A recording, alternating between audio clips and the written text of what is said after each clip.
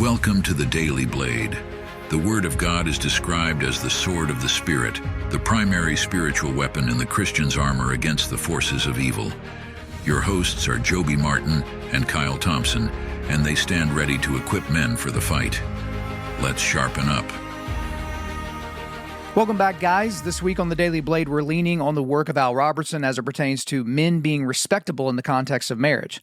So Al uses Job 31 to elucidate that, and we're spending some time in those passages of the Old Testament chapter this week.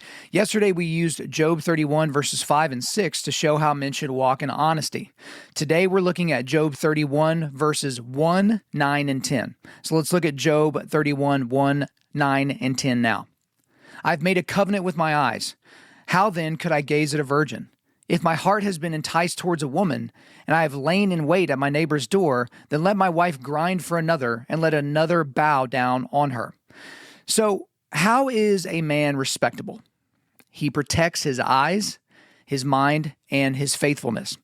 So, guys, this one is huge. You knew this one was going to be big, but this one is absolutely huge. This is a top-tier struggle for just about all of us, Joby and myself included, and this is why. 1 Peter 5:8, be sober-minded, be watchful. Your adversary, the devil, prowls around like a roaring lion, seeking someone to devour. So guys, Satan is not trying to take you out temporarily, okay? He's not just trying to take out little parts of your life. He's trying to ruin you completely. He's trying to ruin all of us completely. And one of the main ways he attacks men is through sexual temptation and sin. So I kind of look at it this way. Last year at the Acts 29 conference, Matt Chandler spoke to a room full of pastors, and he used a lion illustration.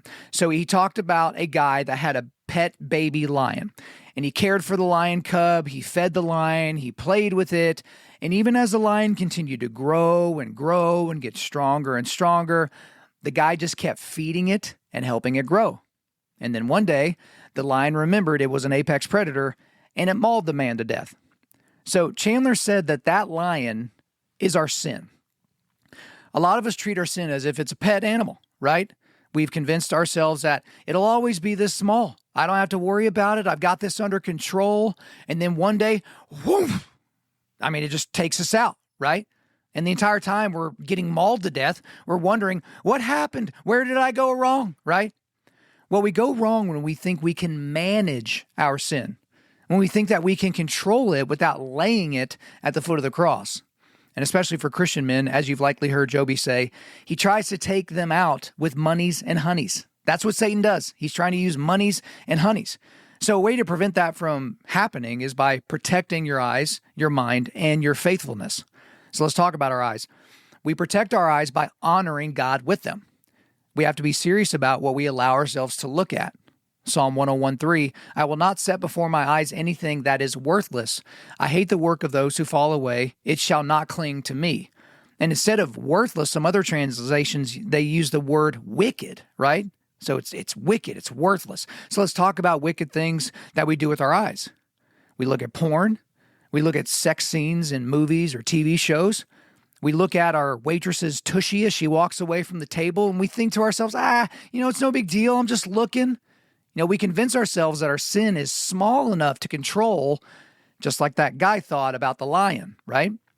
Now let's talk about our minds. What we see with our eyes gets into our minds, and it starts to control what we think about. And again, guys, our minds are a battleground. And typically what we do with our bodies starts out or is preceded by a thought in the mind. And as my buddy Victor Marx puts it, thoughts only come from three places: God, Satan, or ourselves. And any thoughts that come from the evil one or our own sinful selves needs to get checked. And 2 Corinthians 10:5 is really helpful here. We destroy arguments and every lofty opinion raised against the knowledge of God and take every thought captive to obey Christ. So again, if we don't control our eyes or minds, the lion is prowling around just waiting. Now let's talk about our faithfulness. So many guys will say, hey man, I ain't never cheated on my wife. I'm good. It's all good to go here. Well, our faithfulness to our spouses doesn't begin with where we choose to put our sex organs, right? It begins with our eyes and our minds. So remember, Jesus gave us new categories for sin. So in Matthew 5:28, but I say to you that everyone who looks at a woman with lustful intent has already committed adultery with her in his heart. I mean, this is an enormous deal. This is not something to be played around with. And for you single guys, faithfulness in your marriage starts way before you're even married. So men, if you want to be respectable, especially as it pertains to your wife, you need to protect your eyes, your mind, and your faithfulness. We'll see you back here tomorrow. Thank you for listening to today's episode. Before you go, if you want to help equip other men for the fight, share this podcast around and leave us a 5-star rating and review. Stay sharp.